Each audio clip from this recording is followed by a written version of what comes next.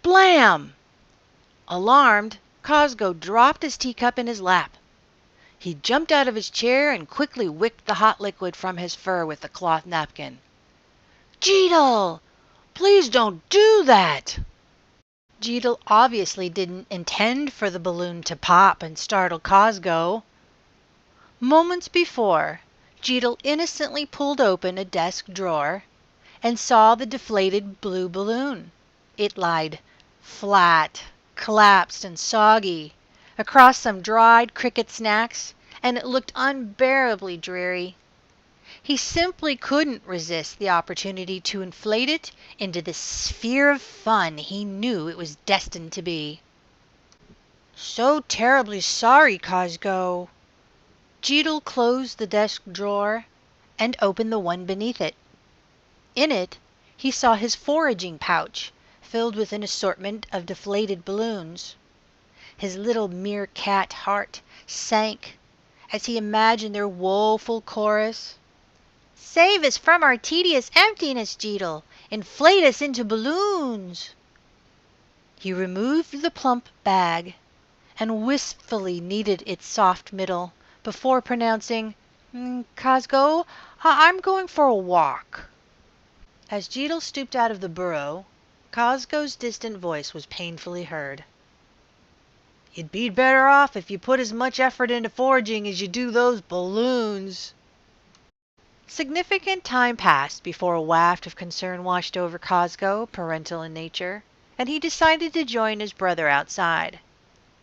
He didn't mean to be harsh with Jeetle, but his brother's eccentricity made him anxious. "What respectable meerkat makes balloon animals?" he argued, and he stooped out of the burrow and into the daylight. He stretched his little arms while he continued to mumble to himself. "The world is not kind to childlike meerkats like Jeetle. What's going to become of him?" Then, with elbows up, he pointedly marched towards a gathering of socializing meerkats in search of his brother. He came upon the large group making cheerful ruckus. At the perimeter of the crowd he saw Aunt Midge and greeted her. "Hello, Auntie! What's all the happy hubbub about?" "What else? Jeetle's magnificent balloon animals, of course." And she clapped quickly with joy. "You must be so proud of him, Cosgo." Horrified, Cosgo aggressively pushed his way towards the nucleus of the din where he found his brother. Jeetle was pensively coaxing twists into long balloons that responded with chirps and burps. Atop his head was a wreath of comical inflatables that looked down upon him with humiliating jiggle. Just as Cosgo was about to stop the mortifying activity, he felt the cool but strong grip of Aunt Midge's paw on his shoulder. Cosgo dutifully paused, took a deep breath, and looked around. To his surprise, he did not see ridicule on the faces of his neighbors, rather tender joy. Jeetle completed his construction and presented a young meerkat with a blue balloon bunny. The pup's eyes glistened with emotion, and it embraced Jeetle's gift with gratitude. The crowd exhaled "Aww" in unison, then erupted in applause.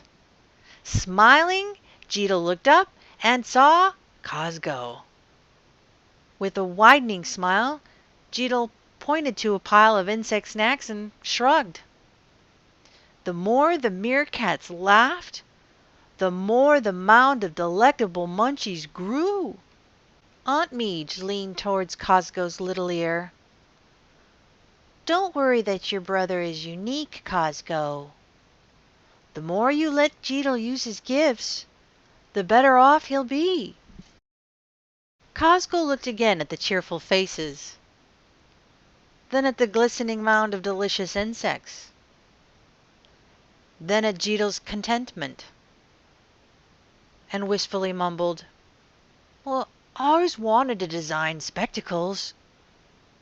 At the prospect of an enjoyable future, Cosgo's furry grin grew and grew and grew.